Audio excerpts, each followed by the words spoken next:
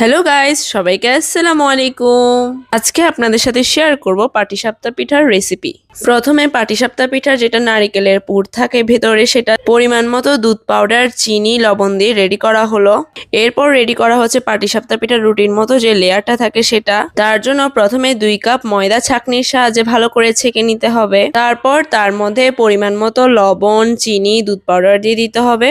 এরপর দিয়ে দিল 2টা ডিম। আজকে আমার আম্মু এই পাটিসাপটা পিঠাটা বানাচ্ছে বৃষ্টির পানি দিয়ে। এমনটা না যে বৃষ্টির পানি দিলে চলবে না, আমাদের ধারণা যে বৃষ্টির পানি দিলে একটু বেশি মজা হবে। তারপর একদম যাতে লাম্পস না থাকে এরকম একটা টেক্সচার চলে আসতে হবে, আর কনসিস্টেন্সি এরকম হলেই বুঝবেন পিঠা বানানোর জন্য এটা প্রস্তুত। তার পাশাপাশি ক্ষীর বানানোর জন্য তৈরি করে ফেলতে হবে দুধ পাউডার, চিনি, লবণ দিয়ে তৈরি চালের গুঁড়ি। চালের গুঁড়ির মিক্সারটা তরল দুধের মধ্যে মিক্স করে ফেলতে হবে। এখানে সুন্দর ফ্লেভার আসার জন্য দিয়ে দিল কাস্টার্ড পাউডার। এরপর ভালো করে মিক্স করে নিলে দেখা যাবে ক্ষীরটা রেডি হয়ে গিয়েছে। এবার রেডি করে ফেলবো নারকেলের পুরটা।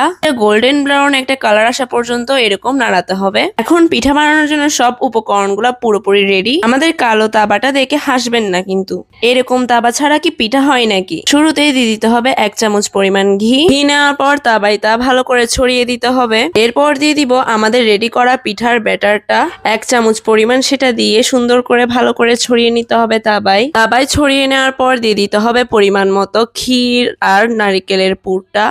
তারপর সবকিছু দেওয়ার পর সেটা সুন্দর করে রোল করে নিতে হবে। রোল করার পরেই পাটিসাপটা পিঠা রেডি। অন্যান্য ডিস্ট্রিক্ট থেকে আমাদের চট্টগ্রামে একটু পিঠার প্রচলনটা বেশি, তাই পিঠার ভেরিয়েশনও অনেক। কমেন্টে জানাবেন আপনাদের কোন কোন পিঠা বেশি পছন্দ। বাই দ্য ওয়ে, কমেন্ট থেকে মনে পড়লো আমার এক বোনের রিকোয়েস্টে আজকের এই পাটিসাপটা পিঠার রেসিপিটা দিলাম। তো আজকের জন্য আর না, পরের ভিডিও পাওয়ার জন্য পেজটা ফলো দিয়ে পাশে থাকবেন।